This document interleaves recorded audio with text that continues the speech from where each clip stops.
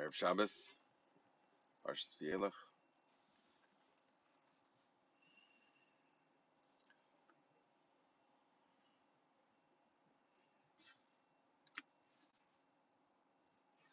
I wanted to speak about the new year we've entered, Tafshin Pei Beis, Plois the Kol, miracles in everything. And I'm just drawing back to what the Rebbe said on what he likened to a similar sequence that was happening in 1991 to 2021.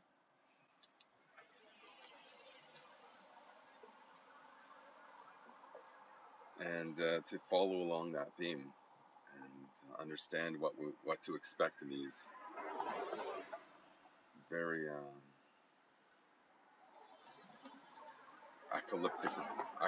apocalyptic looking universe. Welcome. So I just want to read one segment of this with you, speaking about the Nun Plois, the 50th year, the miracles that happen at the 50th year. Thank you. I appreciate that. When the Rebbe is explaining what that year was, niflois ba, a year of miracles within it, which is the miracle of redemption, is supposed to be the ultimate miracle. So when we're speaking about these miracles, it's not just for the sake of saving the good guys, once again, but it's going to be a type of miracle that represents the final victory of what should be worthy of pursuit. Basically, once you pursue a good ideal, the world's directed to something positive. It's only just wonders from there.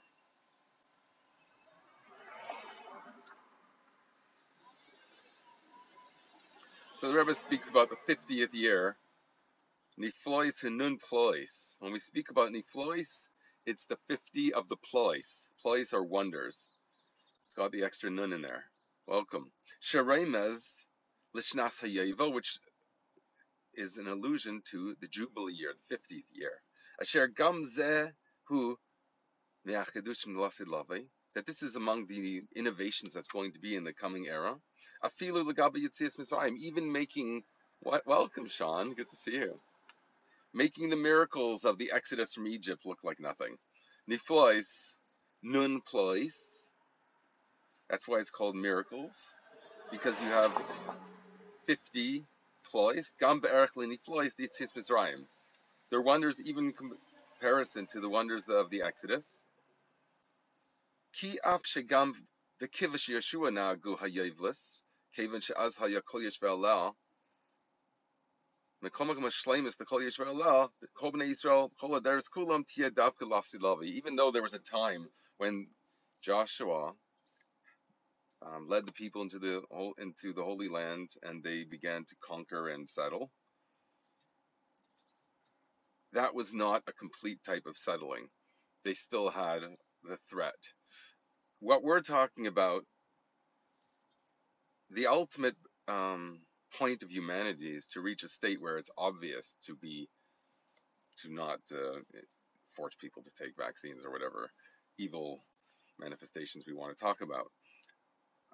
But that will ultimately be in the age of Tchias HaMesim, the era of what's called resurrection, which is basically resurrecting the spirit of life, having a life that's obvious, to be directed towards something purposeful.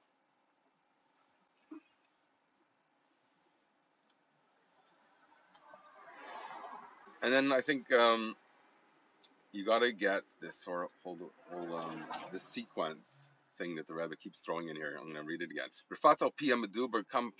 As we said much of late, as late alles simanim stein mir heint auf dem Schwell from the Gula. We're now standing on the threshold of redemption. Then v'hinei ze Moshiach ba, when Moshiach in fact comes. So it's the time that sets the stage for the preeminence of this Messianic force. And immediately you will see that it already happened. So it's some type of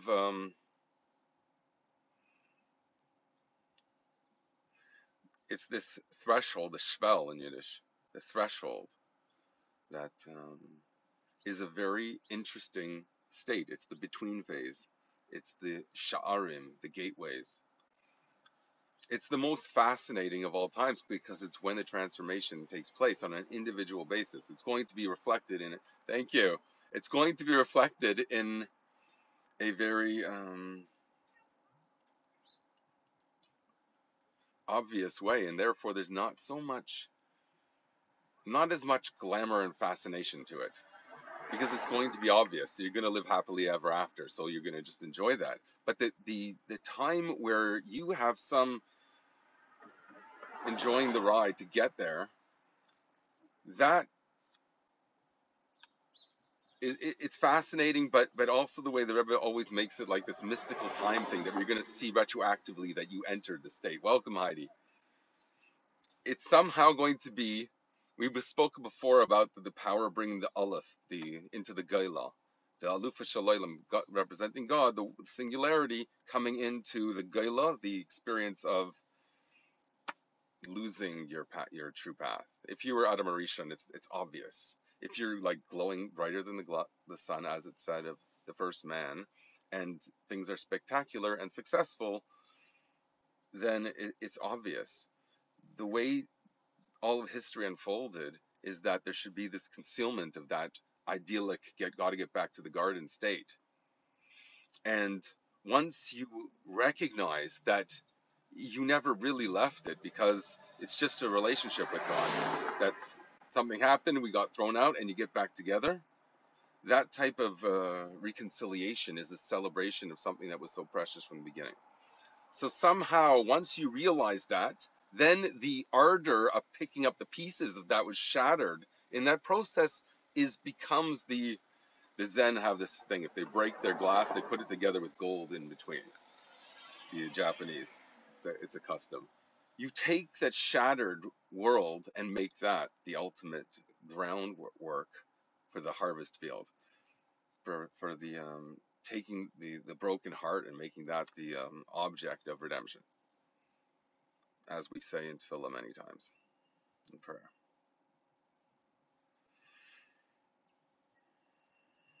So the Rebbe says the meaning behind Simchas Torah, which was the Rebbe was preparing everyone for at this time, is meant to teach you that in your daily life you're supposed to celebrate. That there is an experience that resembles the way it will be in Moshiach, in Moshiach's times already now in your regular life experience. That's what Simchas Torah tells you. Because the Torah talks about the world, and therefore everything becomes meaningful. And this is expressed by meditating on a certain idea. You have to meditate on the fact that there is nothing besides God. That's the secret to living the way the Creator Himself. If you're going to make a story for yourself, you would have a victory celebration of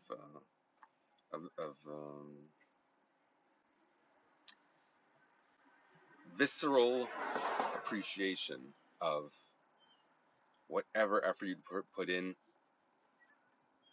You totally realize it because it's such an obvious and apparent relationship. Okay, so that's what the mindset I think the Rebbe is describing here when he says Ein Od Milvado. You're supposed to think about there's nothing besides God. Bedugma zeh verdert sich euch in dem Leben von Eden, als soll der Herren and Filmachol in Yanav Mamish as Ein Od Milvado. This is something that has to be experienced in every single thing that you do. When the bee comes in when you're giving a class. And how you're going to freak out about that. Or not. So, it's something that's meant very practically. And I'm just going to... So do you get that this is a meditation? You're supposed to say Ein Od Milvado. Then the Rebbe puts that in terms of a dynamic. And in the terms of the sages that say, Ani lo nivrasi ela shamash eskaini. I was only created to serve my master, my maker. Legaba der girsa nefutza ani nivrasi le shamash eskaini. whether it says I was not created except, or whether the phrase is I was created for the purpose of serving my master.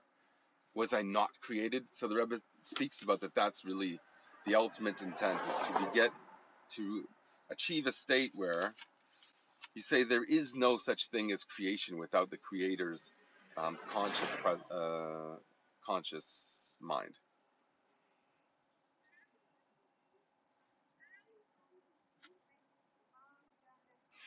And this is termed in the beautiful image of a feast. That is the recognition that Ein Od Milvado is a feast. Maybe this will block out some of the sunlight that's coming. I can't even. It's very bright. So this is called Hakol Muchan Lasuda. Everything's already set for the feast. Sudas Livyasan Sharabar V'Yayin Shimar. All the symbols of enjoying the feast, which is the Leviathan and the Behemoth and the guarded wine. Something that will happen immediately. It's once you realize that, then you live it. It's always something that's immediate, because it's just the decision to recognize that everything is meant to bring you closer. And then the Rebbe describes this in the most vulnerable of all of our demographic, the children. How this is supposed to be expressed to our children. They're the ones that are going to benefit from our choice of do we do this or not. If the adults do it, then the children are going to reflect that. So what does it mean to have children that reflect living in a state of redemption?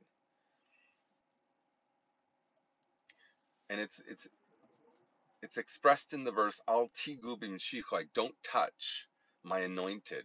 The anointed were the children, because they were regarded as the precious. So they would anoint with oil the children. Elu tinekes shel beis rabban, because they're the ones who are brought up in an education that's worthwhile for their living.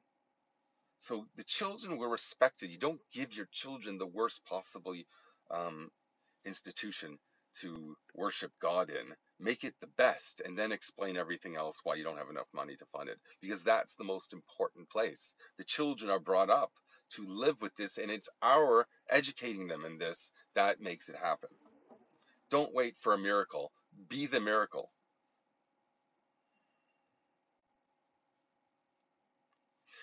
And so the Rebbe puts it in beautiful terms that whenever you see such a child, you'll say, this is Moshiach.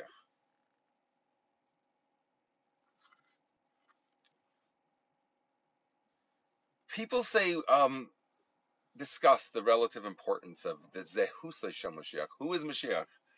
But who did the Rebbe say Moshiach is? The Rebbe says you should look at a Jewish child and say, that's Moshiach. And the Rebbe puts it in terms of what's the quality about children that's so embodying the Messianic era, is because Moshiach is the same letters as Yismach. He will rejoice. Balaturim on Pinchas Kapei base.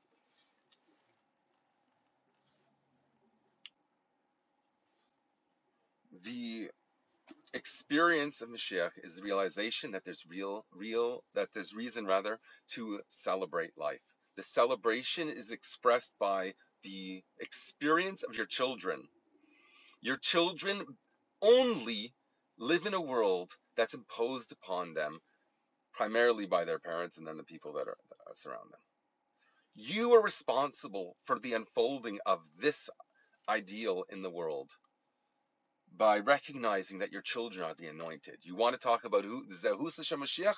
The Rebbe says it's the children. That's who you should see and say that's Mashiach. Why? Because children are naturally happy if you give them an environment that's safe.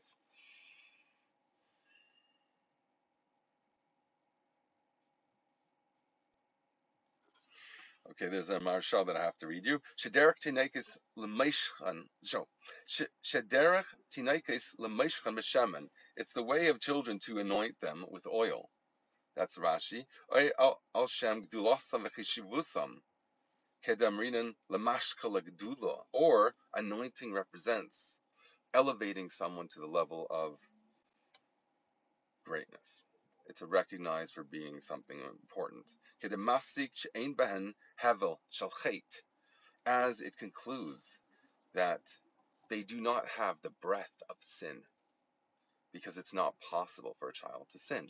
When you're happy and you're brought up in a healthy environment, there is no such concept of sin. Sin is what's imposed upon them by